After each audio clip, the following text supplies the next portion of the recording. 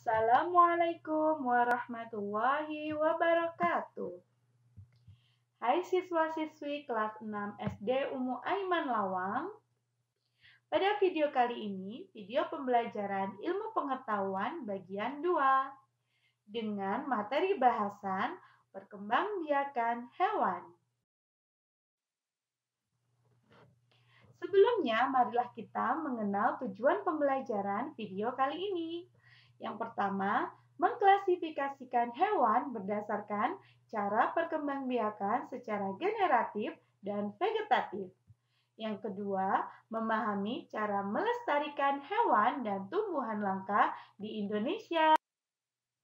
Rangkaian materi bahasan pada video kali ini, yang pertama, perkembangbiakan generatif, meliputi ovipar, vivipar, dan ovovivipar. Yang kedua, perkembangbiakan vegetatif, meliputi tunas, fragmentasi, dan membelah diri. Yang ketiga, ciri-ciri khusus hewan dan fungsinya, serta hewan langka dan bentuk pelestariannya di Indonesia. Bahasan yang pertama yaitu perkembangbiakan generatif. Perkembangbiakan generatif sama seperti tumbuhan, yaitu perkembangbiakan secara kawin yang ditandai oleh diawali dengan proses pembuahan di mana bertemunya sel telur atau ovum dengan sel sperma. Pembuahan ini dapat terjadi di dalam tubuh betina yang dinamakan pembuahan internal. Dan pembuahan ini juga dapat terjadi di luar tubuh betina yang dinamakan pembuahan eksternal. Jadi, sel telur yang telah matang dan siap dibuahi akan dikeluarkan terlebih dulu oleh sang betina dan kemudian baru dibuahi oleh sel sperma di luar tubuh betina. Perkembangbiakan generatif ini membagi 3 kelompok hewan dengan jenis-jenisnya. Yang pertama, kelompok hewan ovipar atau bertelur. Yang kedua, kelompok hewan vivipar atau beranak. Dan yang ketiga, kelompok hewan bertelur dan beranak, yaitu ovovivipar. Berikut adalah contoh hewan yang berkembang biak dengan cara generatif sesuai dengan kelompoknya. Yang pertama yaitu burung hantu, kelompok hewan ovipar atau bertelur, di mana kelompok hewan ini memiliki ciri-ciri tidak menyusui anaknya, tubuh dilapisi bulu, tidak memiliki daun telinga.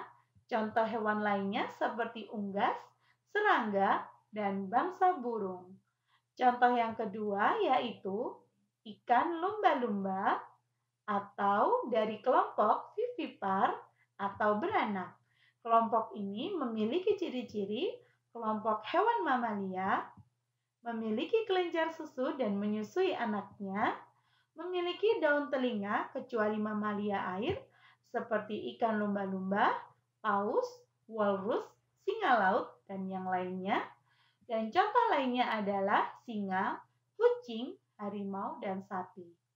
Contoh yang ketiga yaitu ikan pari dari kelompok hewan ovovivipar.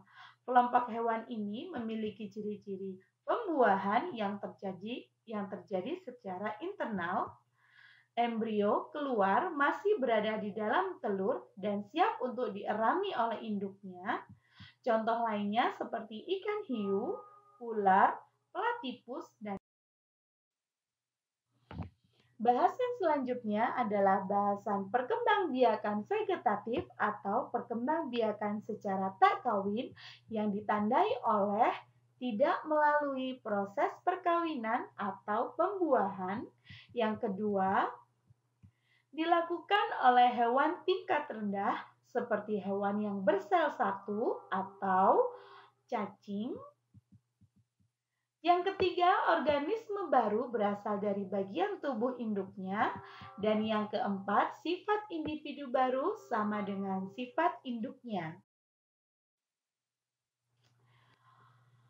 Jenis-jenis dari perkembangbiakan vegetatif ini, yang pertama adalah tunas. Tunas di mana organisme baru tumbuh pada hewan tersebut. dan sebuah organisme baru tumbuh dari hasil atau kuncup pada orang tua atau induknya. Contoh hewan hidra. Hidra ini tumbuh dan berkembang biak di kedalaman 200 meter di bawah permukaan laut. Yang kedua yaitu fragmentasi. Cara berkembang biak pada hewan dengan cara memotong atau memutuskan bagian tubuhnya untuk membentuk organisme baru. Contohnya pada cacing pipih.